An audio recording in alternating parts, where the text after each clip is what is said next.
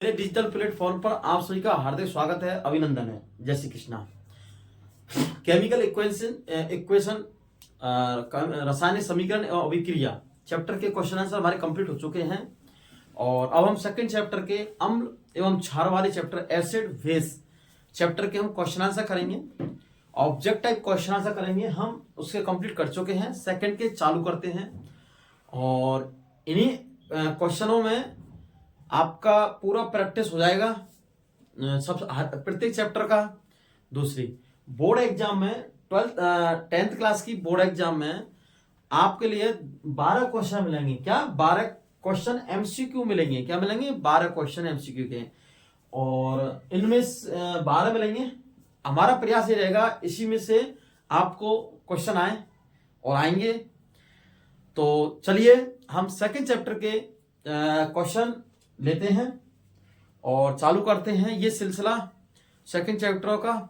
ऐसे ही हम यथावत बने रहेंगे और 12 चैप्टर है, 30 चैप्टर कितने हैं? 13 चैप्टर हैं, 13 चैप्टर तक के कंप्लीट कराएंगे चैप्टर बाई चैप्टर। तो अब सेकंड चैप्टर के चालू करें अम्ल एवं base, acid and base chapter के अम्ल एवं क्षार के।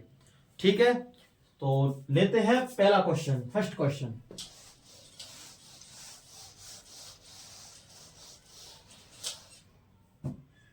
फर्स्ट चैप्टर को हम कंप्लीट कर चुके हैं, तो अब सेकंड क्वेश्चन, सेकंड चैप्टर लेते हैं और उसका फर्स्ट क्वेश्चन।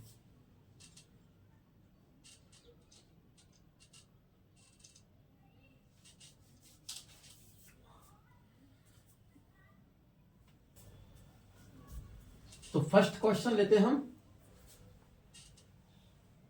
निम्न में से क्या है? निम्न में से संश्लेषित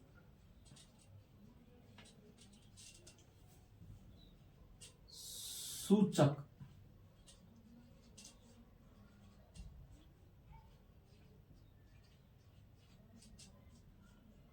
का उदाहरण है। निम्न में से संश्लेषित सूचक का उदाहरण है। ठीक है, तो पहला फर्स्ट लेते हैं, फर्स्ट ऑप्शन में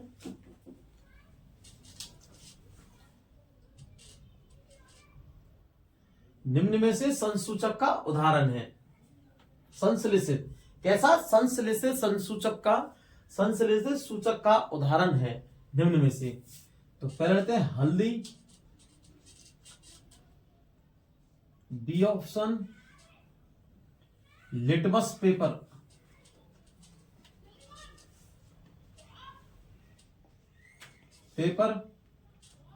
सी मेथिल ऑरेंज,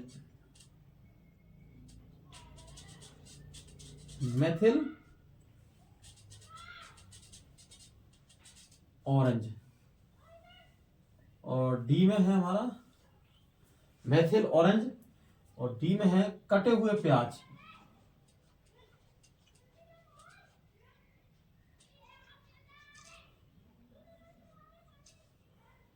कटे हुए प्याज। तो ये हमारा फर्स्ट क्वेश्चन है। कैसा फर्स्ट क्वेश्चन? निम्न में से संश्लेषित सूचक है का उदाहरण है। किसका? संश्लेषित सूचक का उदाहरण है। तो सूचक हमने 3 प्रकार के पढ़े हैं। पहले बताएंगे संसूचक किसे कहते हैं, ये क्या होता है संसूचक?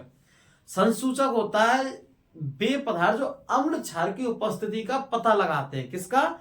एसिड या बेस की प्रेजेंट का, क्या प्रेजेंट का पता लगाते हैं, उपस्थित का पता लगाते हैं, उन्हें क्या कहते हैं हम? संसूचक। एक तो होते हैं कृत्रिम संसूचक। कैसे होते हैं? कृत्रिम। दूसरे होते हैं सेकंड नंबर के मानव असंश्लेषित। तीसरे होते हैं गंधयुक्त। ठीक है, कैसे? गंधयुक्त संसूचक। तो हल्दी है, ये क्या है? प्राकृतिक संसूचक, प्राकृतिक सूचक है। कैसा है? प्राकृतिक सूचक, क्योंकि अम्ल क्षार की उपस्थिति का पता लगा सकते हैं। तो हल्दी क्या है? प्राकृतिक सूचक है। लिटमस पेपर, ये भी प्राकृतिक सूचक है, प्रकृति ने दिया, मतलब प्राकृतिक सूचक। दूसरा कटे हुए प्याज, ये गंध सूचित। जब हम कटा हुआ प्याज उसमें सूंघते हैं उसकी गंध को, तो उससे हम लगाते हैं अम्ल या क्षार है। किसी अम्ल क्षार की उपस्थिति का पता लगाना है सूचक का मतलब। क्या होता है? सूचक का मतलब होता है, सूचक शब्द किसी अम्ल व क्षार की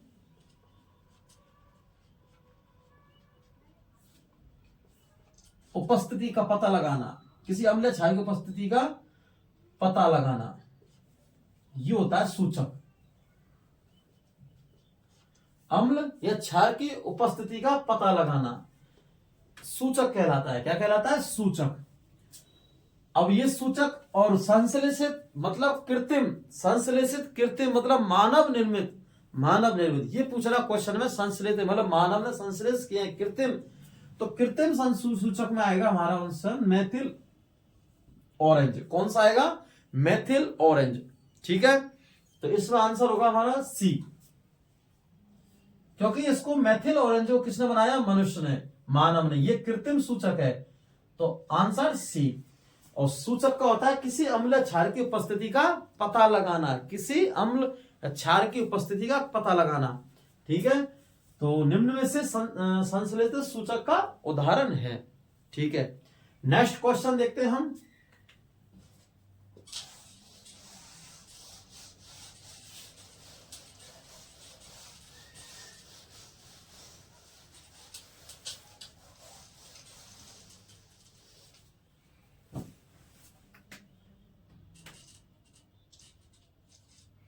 नेक्स्ट क्वेश्चन है हमारा आसुत जल का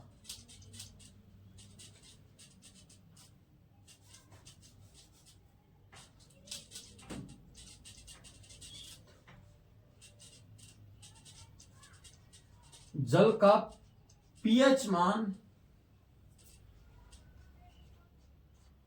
होता है। आसुत जल का पीएच मान होता है। पीएच मान हमने पीएच पैमाने पर 1 से लेके 14 तक पढ़े हैं। क्या पढ़े हैं? 1 से लेके 14 तक। अगर 1 से लेके 6.9 तक है मतलब अम्लीय प्रकृति का है। कैसा है? अम्लीय प्रकृति का। अगर 7 है तो उदासीन प्रकृति का, न्यूट्रल। उसके बाद में 7 से 7.1 या फिर मतलब आगे बढ़ता जाएगा 14 तक, तो वो रहेगा क्षारीय प्रकृति का। तो हमारा क्या है? आसुत जल का पीएच मान होता है। तो इसमें लिखते हैं फर्स्ट मतलब ए 7.1, बी 3.6, सी 2.2 और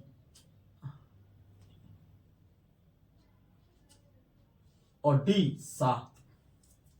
ठीक है, अब क्वेश्चन है हमारा आसुत जल का पीएच मान होता है। पीएच मान आसुत जल का। आसुत जल विद्युत धारा का चालन नहीं करता है। क्या नहीं करता है? विद्युत धारा का चालन नहीं होता है आसुत जल में। किसमें? आसुत जल विद्युत धारा का चालन नहीं करता है। जब विद्युत धारा का चालन नहीं करेगा तो उसका पीएच मान 7 है। कितना? 7 है। अगर जिसका पीएच मान, अगर क्वेश्चन को दूसरे तरीका से पूछा जाए, अगर जिसका पीएच मान 7 है, क्या है? 7 है, मतलब उदासीन प्रकृति का है, तो विद्युत धारा का चालन करेगा या नहीं करेगा? क्योंकि उदासीन प्रकृति विद्युत धारा का चालन नहीं दर्शाती है और आसुत जल का पीएच मान 7 होता है। ठीक है, तो ये क्वेश्चन, तो इसमें आंसर होगा हमारा डी। क्या होगा? D, second question. तो आसुत जल का पीएच मान क्या होता है? 7। और यह क्या नहीं करता? विद्युत धारा का चालन। आसुत जल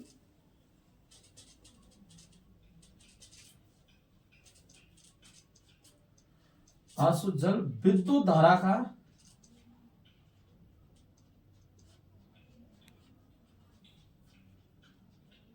चालन नहीं करता है।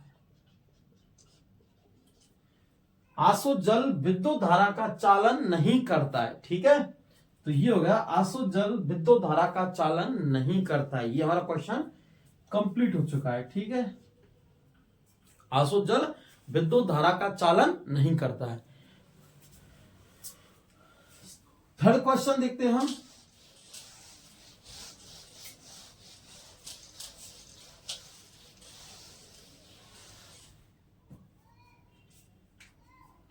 थर्ड क्वेश्चन है हमारा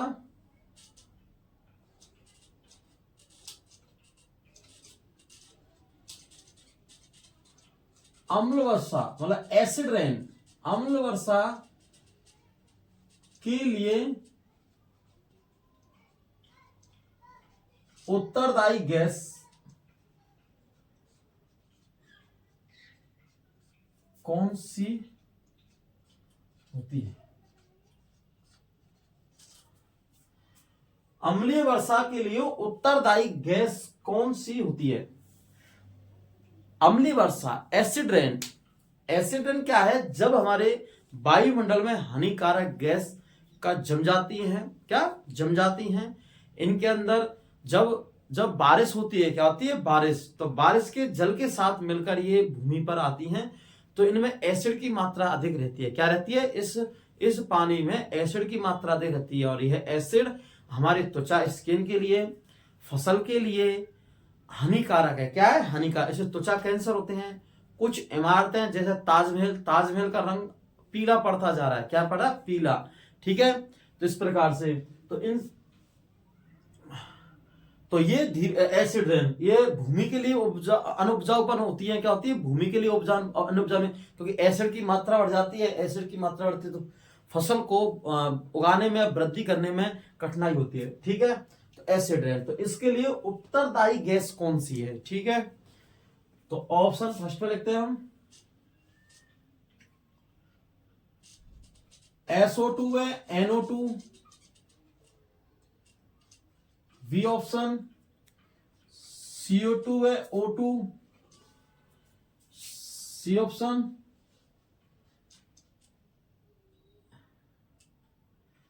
NO2 व Cl2, डी ऑप्शन, इनमें से कोई नहीं।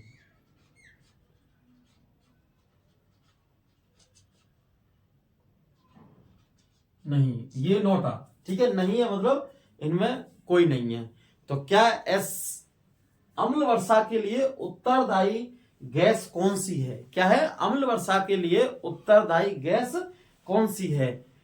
तो CO2, NO2, या दोनों, या फिर CO2 प्लस O2, या फिर NO2 प्लस Cl2, या फिर इनमें से कोई नहीं। तो देखो, CO2 NO2 CO2 O2 है, ये हमारे ऑक्सीशन मतलब श्वसन के लिए, रेस्पिरेशन के लिए आवश्यक है। हम O2 लेते हैं, प्राणवायु कहते हैं, और CO2 हम छोड़ते हैं। ठीक है। NO2 Cl2 एक दम घोट Cl2 है, एक दम घोटू गैस है। कैसी है? दम घोटू। इसको हम श्वसन प्रक्रिया में लेते हैं तो एक घुट घुट के, मतलब थोड़ा सा कठिनाई होती है इसको, तो दम सी घुटती है, ऐसा लगता है। ठीक है। और NO2 गैसेस में है, लेकिन Cl2 नहीं है।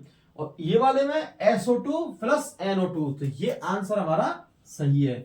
तो इसका आंसर होगा ए, SO2 plus NO2, sulphur dioxide और नाइट्रोजन डाइऑक्साइड। ये क्या है? अम्ल वर्षा के लिए उत्तरदायी है। किसके लिए?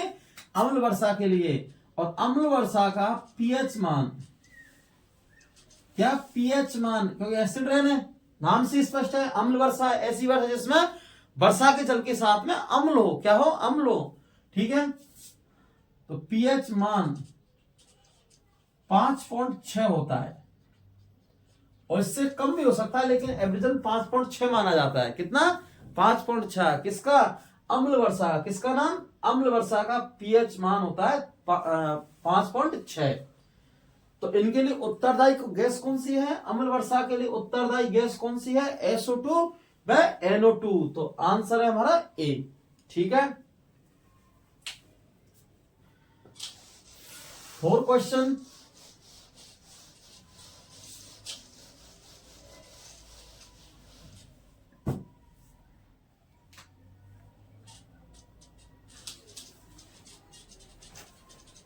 रक्त का पीएच मान होता है, रक्त का पीएच मान होता है, रक्त जो ब्लड है, इसका क्या है? पीएच मान कितना होता है, या पीएच मान होता है। तो ऑप्शन लिखते हैं हम, 6.2, 2.2, 6.3 और 7.4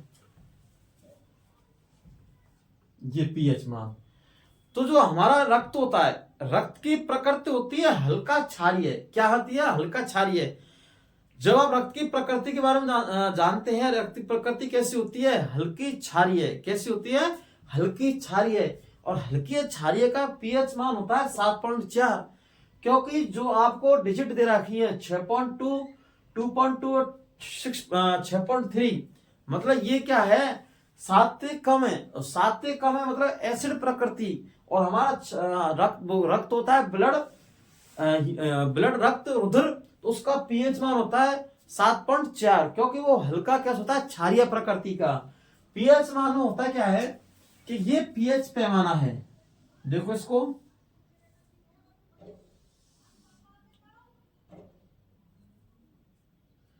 और पीएच मान में ये होता है हमारा उदासीन 7। क्या रहता है? उदासीन 7। और इसमें ऐसे गिनती चालू होती है 1 2 3 4 5 6, उसके बाद में 8 9 10 11 12 13 और 14। ठीक है। अब क्या होता है इसमें? ये पीएच मान है सारे। इधर तो 7 से इधर का तो रहता है अम्ल, और ये रहता है क्षार। 7 से उधर का था, और ये 7 वाला होता है उदासीन प्रकृति का। उदासीन किसी से क्रिया नहीं करता है। ठीक है, न्यूट्रल। अब इधर जैसे जैसे हम बढ़ते हैं, 7 से इधर जैसे हम पीएच मान बढ़ता है हमारा ऐसे इधर की तरफ, उतना ही हमारा पीएच मान घटता जाता है, लेकिन उसकी प्रकृति उतनी ही स्ट्रांग होती है। तो ये प्रबल अम्ल होता है। कौन सा होता है? प्रबल, मतलब मजबूत। ठीक है, स्ट्रांग। और जैसे जैसे हम इधर 7 की तरफ जाते हैं तो पीएच मान बढ़ता है, लेकिन प्रकृति कैसी होती है? प्रकृति होती है दुर्बल। कैसी प्रकृति? दुर्बल, मतलब वीक एसिड। क्या है? Weak acid. ठीक है। इसी प्रकार से ऐसा चलता है इसमें, जब पीएच मान बढ़ता जाता है 4 की ओर, इधर की तरफ ऐसे बढ़ता जाता है, तो उतना ही क्या है? प्रबल। दोनों उल्टा, इधर कम हुआ तो प्रबल, इधर ज्यादा हुआ तो प्रबल। तो ये क्या होगा? प्रबल। और धीरे धीरे कम होता जाता है तो यह दुर्बल। क्या होता है? दुर्बल क्षारीय प्रकृति। ठीक है, ये क्षारीय प्रकृति। हमने कहा था कि रुधिर या रक्त का पीएच मान होता है, का मान होता है। तो पीएच मान हल्का, रक्त का जो रक्त होता है उसका हल्का क्षारीय होता है। क्या होता है? हल्का क्षारीय। प्रकृति की होती है हल्की क्षारीय। और उसका पीएच मान, तो पीएच मान दुर्बल है, मतलब हल्का। इसका मतलब 7.4। और ये जो डिजिट है ये सारी एसिड की डिजिट है। किसकी है? एसिड की।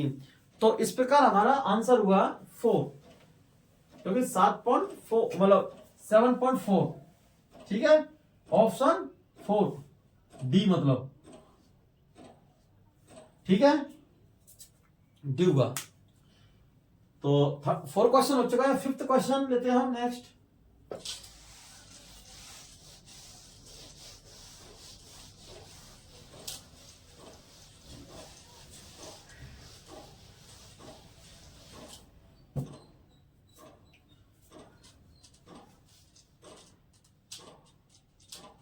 फिफ्थ क्वेश्चन, चींटी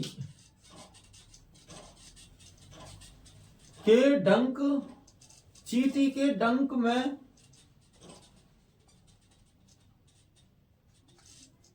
कौन सा अम्ल पाया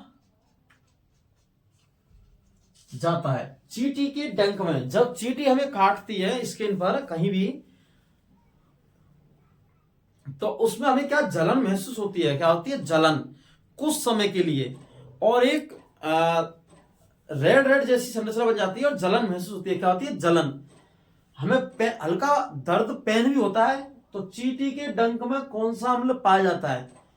तो ऑप्शन है इसके सिट्रिक अम्ल,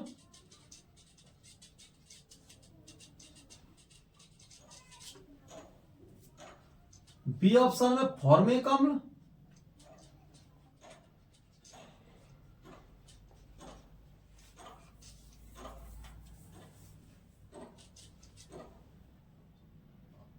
ऑक्जेलिक अम्ल,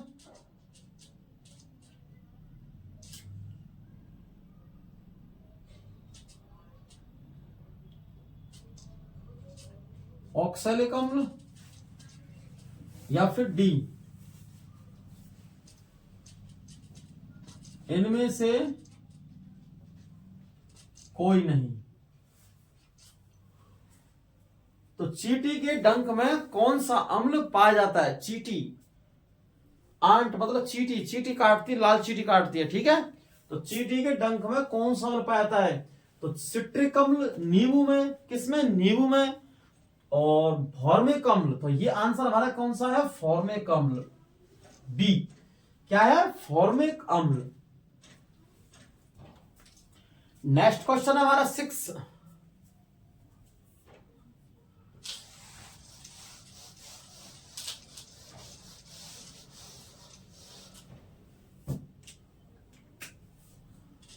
क्वेश्चन 6, तनु सल्फ्यूरिक अम्ल,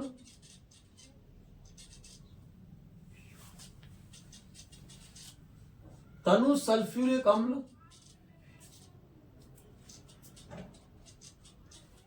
अम्ल की अभिक्रिया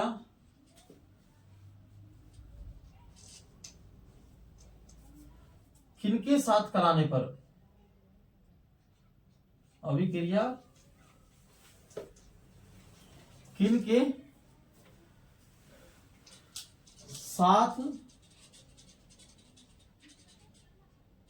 किनके साथ कराने पर? क्या है? किनके साथ कराने पर? H2 गैस मतलब hydrogen gas,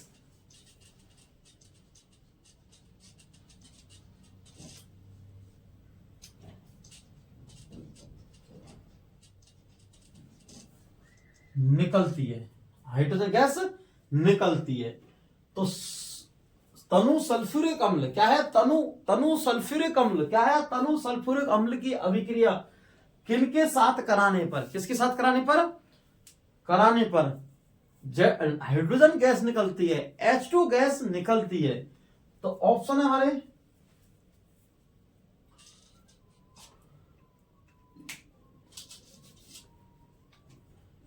option A Zn, option B Mg और ऑप्शन सी Fe और ऑप्शन डी सभी के साथ, सभी के साथ। क्या आंसर डी को हम मान सकते हैं? सही मान सकते हैं, लेकिन इसको पहले हमें देखना है कि हमारे तीनों ऑप्शन बाकी के सही हैं क्या। एग्जामिनर क्या करता है, कभी कभी उपरोक्त सभी या सभी के साथ या मतलब उपरोक्त सभी सही हैं ऐसे क्वेश्चन डी ऑप्शन में देता है वो, और बच्चे को भ्रमित करता है कहीं बच्चे ने पूर्ण तरीका से क्वेश्चन का एनालिसिस किया है या नहीं। और कुछ बच्चे क्या करते हैं, जल्दीबाजी में उनका एनालिसिस करते नहीं क्वेश्चन का और ना आंसर करते हैं और लास्ट में टिक करते हैं डी का। जब पता चलता है घर आके चेक करते हैं, जब आंसर मिलाते हैं आंसर की में कि हमारे क्वेश्चन क्या है, ये गलत है क्योंकि इसमें कुछ आंसर और था, ए ऑप्शन में था, बी ऑप्शन में था, तो बड़ा पछतावा होता है। तो बच्चे ऐसी गलती ना करें, क्या नहीं करें, गलती ना करें। आपके पास इस क्वेश्चन को पढ़ने का उचित टाइम मिलता है और उचित टाइम का उपयोग करें पहले, सबसे पहले। और जब उसके बाद में लगता है कि वाकई में है जी क्वेश्चन डी ऑप्शन में सही है, उपरोक्त तीनों सही है, तब उसको टिक लगाएं। क्या लगाएं? उसको टिक लगाएं, जल्दबाजी में टिक ना लगाएं, ठीक है। उसका विशेष कर ध्यान रखना है क्योंकि बोर्ड एग्जाम, जो बोर्ड एग्जाम होती है, यही हमारी हमें परखती है कि बच्चा कितना मैच्योर हुआ है, कितना सोचने की समझना उसने डेवलपमेंट करी है। तो बच्चे को सोचना कितना किया है, ठीक है। तो इसके बारे में तो हमें गलती ना करनी क्योंकि हमें उन्हें समझना है सारी चीज, ठीक है। क्वेश्चन करते हैं हल। तनु सल्फ्यूरिक अम्ल, तनु सल्फ्यूरिक अम्ल होता है H2SO4, H2SO4। इसके किसके साथ, तो किन के साथ अभिक्रिया कराने पर हाइड्रोजन गैस निकलती है? तो सबसे पहले हम Zn ले रहे हैं, क्या ले रहे हैं? Zn। और जब Zn की अभिक्रिया कराएंगे तो ZnSO4 प्लस H2 गैस निकल रही है। क्या निकल रही है? H2 gas. मतलब इसका मतलब इसके साथ अभिक्रिया कराने पर तनु H2SO4 की और सल्फ्यूरिक अम्ल की, तो मतलब हाइड्रोजन गैस निकलेगी। क्या निकलेगी? हाइड्रोजन गैस निकलेगी। ठीक है, सेकंड लेते हैं H2SO4 प्लस Mg, तो MgSO4 प्लस H2, इसके साथ भी हाइड्रोजन गैस निकल रही है। किसके साथ? Mg के साथ, मैग्नीशियम के साथ में। ठीक है, थर्ड देखते हैं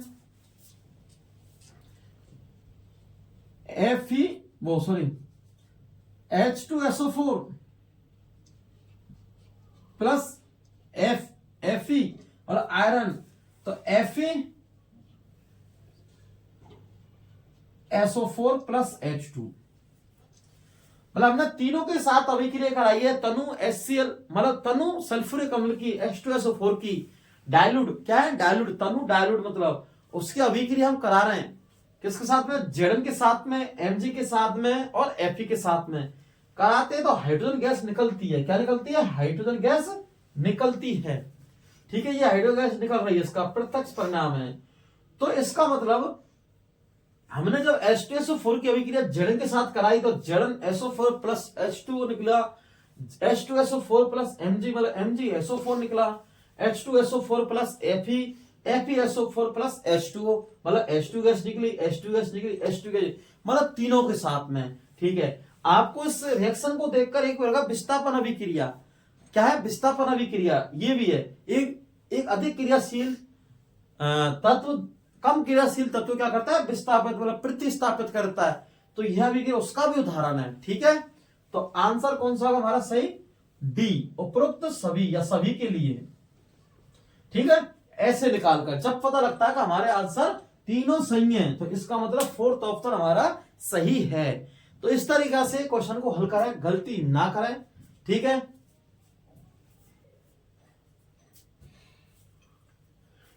नेक्स्ट क्वेश्चन लेते हैं 7।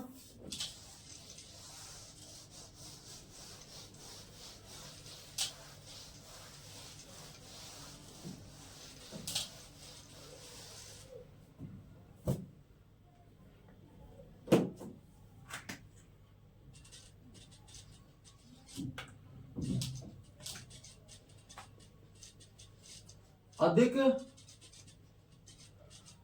खाना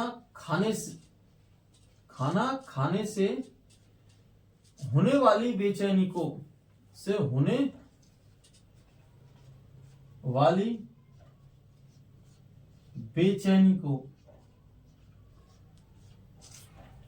अधिक खाना खाने से होने वाली बेचैनी को निम्न में से किसके द्वारा दूर कर सकते हैं? दूर कर सकते हैं। अधिक खाना खाने से होने वाली बेचैनी, अधिक खाना खाने से होने वाली बेचैनी निम्न में से किसके द्वारा दूर कर सकते हैं? निम्न में से किसके द्वारा दूर कर सकते हैं? अधिक खाना, जब हम शादी या पार्टियों में जाते हैं तो व्यक्ति ठूस ठूस के खाना खाता है। कैसे खाता है? ठूस ठूस के। ऐसा लगता है कि वापस कहीं खाना मिलेगा नहीं। और कुछ क्या है, खाना टेस्टी भी होते हैं, तो इसलिए लोग उसको ज्यादा सेवन करते हैं। जब खाना खाते हैं तो हमारे शरीर में क्या होती है? अपच। पेट में, किसमें? पेट में क्या होती है? अपच। कहते हैं एसिडिटी बन रही है तो लो इनो। ठीक है, गैस्ट्रोफास्ट इस प्रकार से, या फिर नींबू का रस पियो, जूस पियो, मौसमी का पियो। ठीक है, इस प्रकार से सलाह दी जाती है। लेकिन हमारा क्वेश्चन है अधिक खाना खाने से होने वाली बेचैनी निम्न में से किसके द्वारा दूर कर सकते हैं, निम्न में से किसके द्वारा दूर कर सकते हैं? तो ऑप्शन फर्स्ट सिरका, बी ऑप्शन में नींबू रस,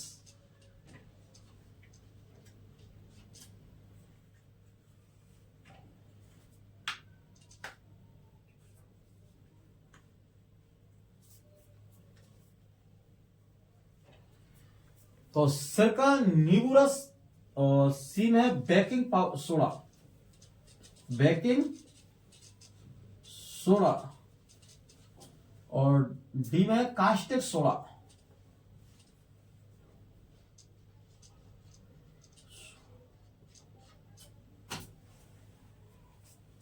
सिरका, नींबू रस और कास्टिक सोडा, बेकिंग सोडा और नींबू रस, ये ऑप्शन है हमारे। कौन से हैं? सिरका, नींबू रस और बेकिंग सोडा और कास्टिक सोडा। कास्टिक सोडा ये होता है सिरका, इससे भी नहीं, नींबू रस से कुछ हद तक राहत मिल सकती है लेकिन इससे भी नहीं।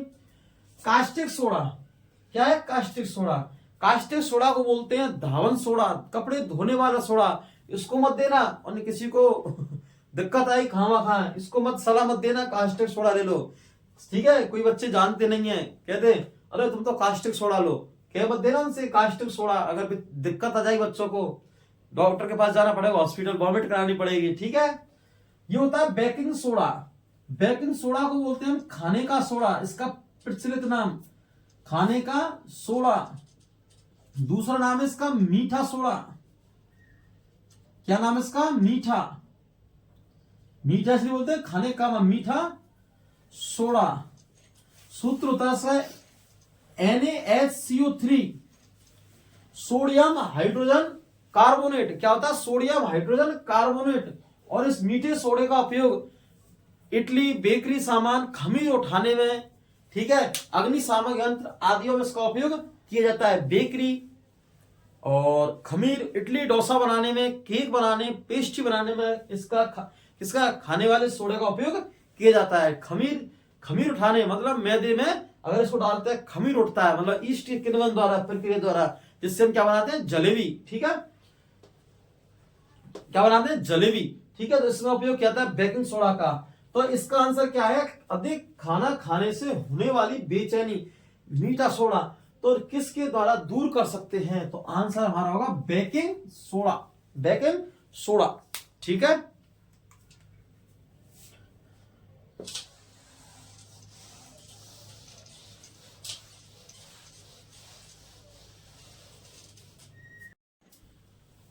क्वेश्चन 8,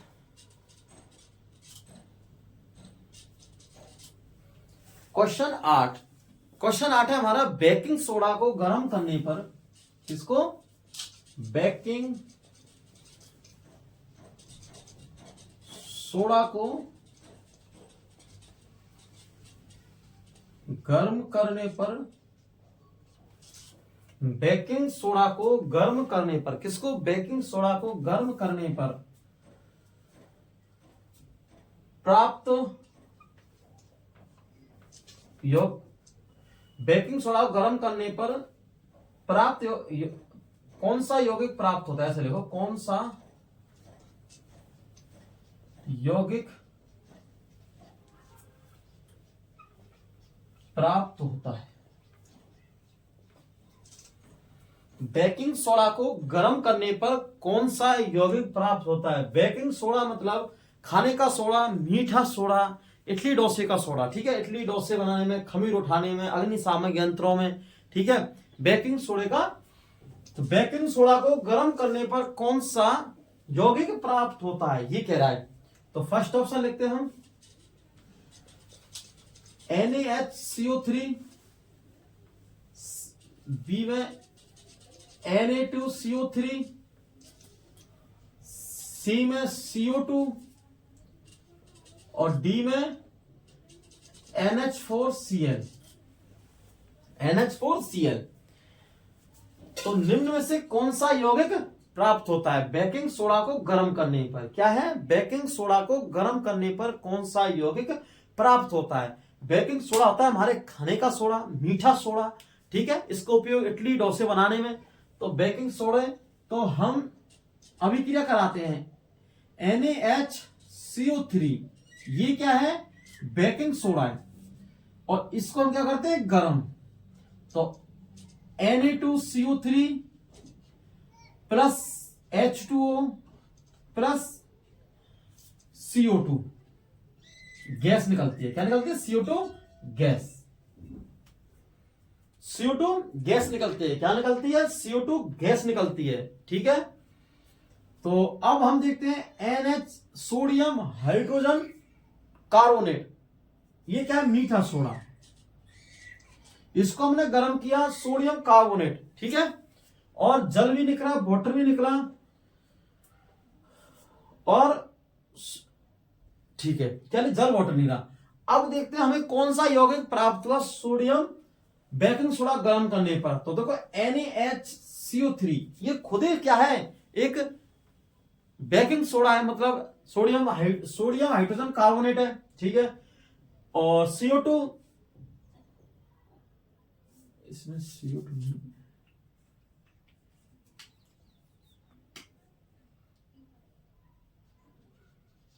MgCl2, ये है बेटा आंसर, क्वेश्चन है। देखो फिर Na2CO3, हाँ ये प्रकार का, तो ये हमें गर्म करने पर ये मिला, ठीक है। तो ये क्या है, आंसर से क्या है, Na2CO3, ये गलत, ये भी गलत, MgCl मिल ही रहा है, NH4 ये मिल ही रहा है, ठीक है। तो हमें क्या मिला, Na2CO3, तो ये हमारा, तो आंसर होगा हमारा बी। क्वेश्चन फिर से देखो, बेकिंग सोडा को गर्म करने पर कौन सा यौगिक प्राप्त होता है। बेकिंग सोडा मतलब NaHCO3 को गर्म करने पर हमें Na2CO3 प्लस H2O और प्लस CO2 गैस भी निकली। क्या निकली, गैस भी निकली। और ये क्या है, NH4CO3 खुद ही क्या है, बेकिंग सोडा है, तो ये तो खुद निकलेगा नहीं, तो ये आंसर गलत। MgCl मिला नहीं है, NH4Cl मिला नहीं है, क्या मिला है, Na2CO3, तो ये हमारा आंसर सही है। नेक्स्ट क्वेश्चन नंबर 9 क्वेश्चन,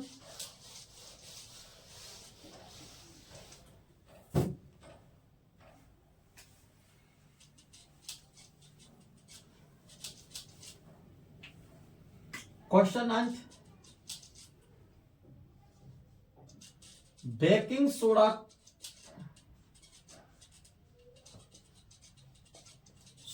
को बेकिंग सोडे को गर्म करने पर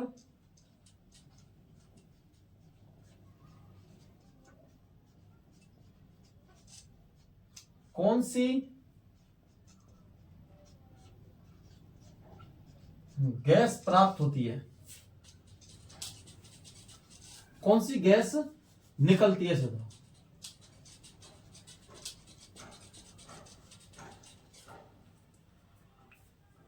बेकिंग सोडा को गर्म करने पर क्या है, बेकिंग सोडा गर्म करने पर किसको, बेकिंग सोडा को गर्म करने पर क्या है, बेकिंग सोडा को गर्म करने पर कौन सी गैस प्राप्त होती है, मतलब कौन सी गैस निकलती है, कौन सी गैस निकलती है, ठीक है। प्राप्त होना, निकलना, ठीक है। तो कौन सी गैस निकलती है, तो सबसे ऑप्शन फर्स्ट देखेंगे हम, O2, सेकंड पे है H2, थर्ड पे मतलब सी पर है ऑप्शन पर CO2, और डी पे है Cl2। अब हम बेकिंग सोडा अभी ने अभिक्रिया देखी हमने, NaHCO3 को हम गर्म करते हैं तो Na2CO3 plus water plus carbon dioxide gas निकलती है। कौन सी निकलती है, कार्बन डाइऑक्साइड। तो यही हमारा आंसर सही है, क्योंकि CO2 गैस निकल रही है। कौन सी गैस निकल रही है, CO2। क्वेश्चन आता है बेकिंग सोडा को, किसको, बेकिंग सोडा को गर्म करने पर, किसको, बेकिंग सोडा को गर्म करने पर कौन सी गैस निकलती है? तो O2 नहीं, क्योंकि O2 गैस निकल नहीं रही है, H2 गैस निकल रही है, Cl2 नहीं निकल रही है, कौन सी निकल रही है? CO2। तो बोला सी ऑप्शन, तो सी ऑप्शन क्या राइट है हमारा, ठीक है, क्योंकि CO2 गैस निकल रही है, क्या निकल रही है? CO2 गैस, ठीक है। अब हम नेक्स्ट क्वेश्चन देखते हैं 10 नंबर का। 10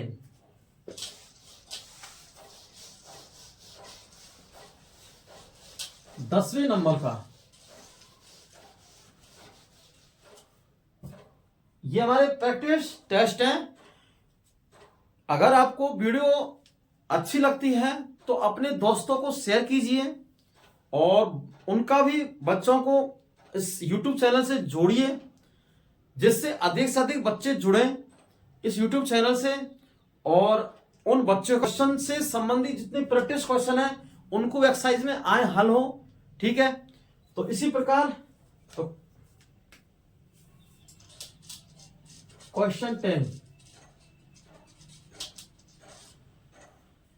क्योंकि जितने बच्चे आप जोड़ोगे उतने ही बच्चों को उतने ही बच्चों के नंबर इंक्रीज होंगे बोर्ड एग्जाम में, और उन बच्चों के जितने 12 क्वेश्चन होते हैं वो 12 क्वेश्चन हल होंगे।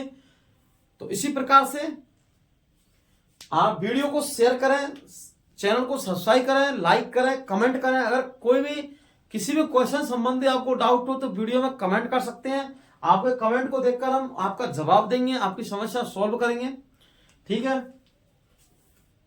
तो 10 क्वेश्चन 10 नंबर का, ठीक है। प्लास्टर ऑफ पेरिस,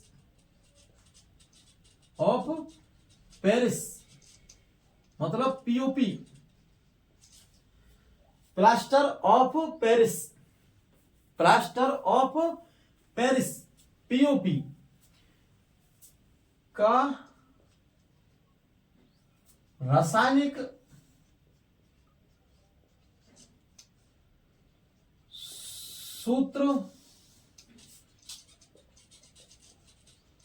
होता है। प्लास्टर ऑफ पेरिस पीओपी का रासायनिक सूत्र होता है, ठीक है। मतलब ए CaSO4.2H2O, second B CaSO4.12H2O, CaSO4.12H2O,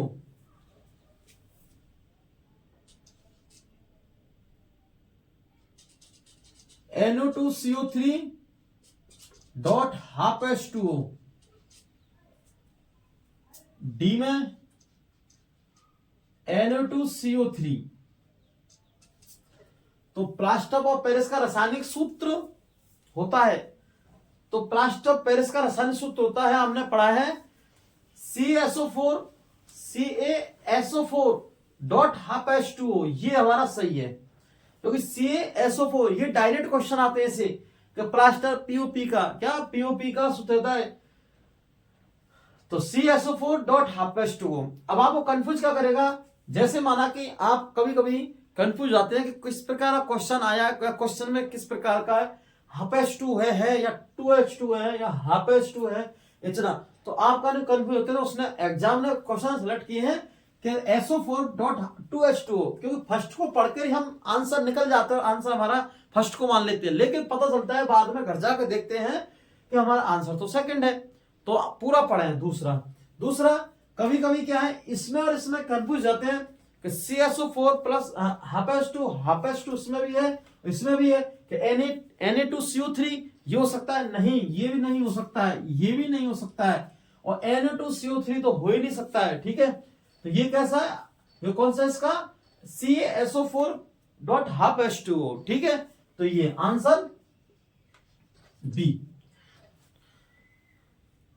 next video मिलते हैं।